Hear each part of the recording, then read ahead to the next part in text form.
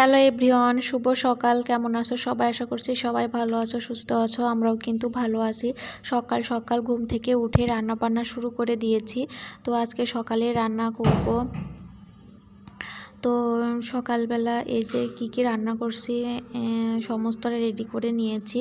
তো ওইদিকে ভাত বসিয়ে দিয়ে লাউয়ের তরকারি রান্না করব জন্য লাউ কেটে নিয়েছে। লাউয়ের যে খোসা সেটা বাটা করব। তো ওইদিকে তো কালো জিরা ফোড়নে দিয়ে তারপরে যে লাউ তরকারিটা বসিয়ে দিলাম। আলু আর লাউ দিয়ে একটু ঝোল ঝোল করে রান্না করব। মাখা মাখা করে রান্না করলে আবার মাম্মাম সোনা খেতে পারবে না, সেই জন্য একটু ঝোল ঝোল করে রান্না করতে হবে মাম্মামের জন্য। তো এইদিকে লবণ হলুদটা একটু কষিয়ে কষিয়ে নিয়ে তারপর জল দিয়ে দিব। বেশি তেমন কোনো মশলাই দিব না, একদম সিম্পলভাবে রান্না করব। নামানোর আগে একটুখানি পিটুলো গুলিয়ে দেব যাতে একটুখানি গাঢ় গাঢ় হয়, তবে বেশি গাঢ় হয়নি।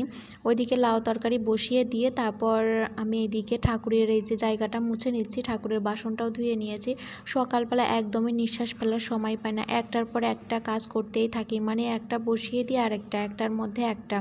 তো যাই হোক, আসন মুছে ততক্ষণে তরকারি হতে হতে আমি ভাবলাম তাহলে এই জায়গাটা একটু গুছিয়ে নিই। ওই জায়গাটা গুছিয়ে আস্তে আস্তে দেখি তরকারি হয়ে গেছে। তারপর তরকারিটা নামিয়ে এইদিকে লাউয়ের যে খোসা বাটা করব সেটা আগে ভেজে নিতে হবে তেলে।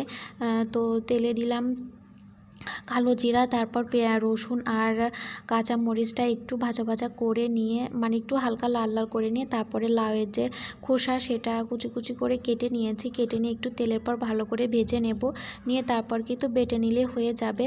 তারপর মামামের বাবা খাওয়া দাওয়া করে চলে গেছে।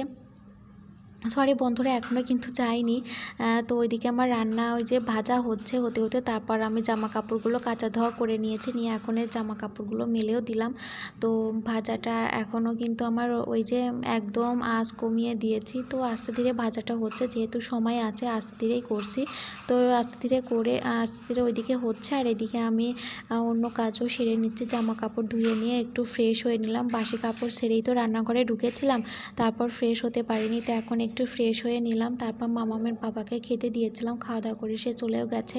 তারপর এখন ঘর বাড়িগুলো গুছিয়ে নিচ্ছি। তো প্রথমে একটা বিছানা গুছিয়ে নিলাম, নিয়ে তারপর এখন চলে আসছে আমাদের ঘরের বিছানাটা গুছিয়ে নিতে। তো ওই যে তোষক যেহেতু আমাদের ফ্লোর বেড সবে মাত্র বাসায় আসছি, এখনও খাট বলো চৌকি বলো কিছুই কেনা হয়নি। তো সেই জন্য আমরা ফ্লোরেই ঘুমাই। তো ফ্লোরের বেডটা জানো তো একদম নড়াচড়া করে, এই যে একদিক ওদিক চলে যায়। তো ঠিকঠাক করে তারপর বিছানাটা সুন্দর করে ঝেড়ে নিয়েছি। তারপর কালকে কিছু কাঁচা ধোয়া জামা কাপড় ছিল সেগুলো গুছিয়ে নিচ্ছি। এগুলো কিন্তু কালকেই সব শুকিয়ে গেছিলো একদম দুপুরের মধ্যে। এত পরিমাণ রোদ্দুর যে রোদ্দুরে না দিলেও কিন্তু একদম দুপুরের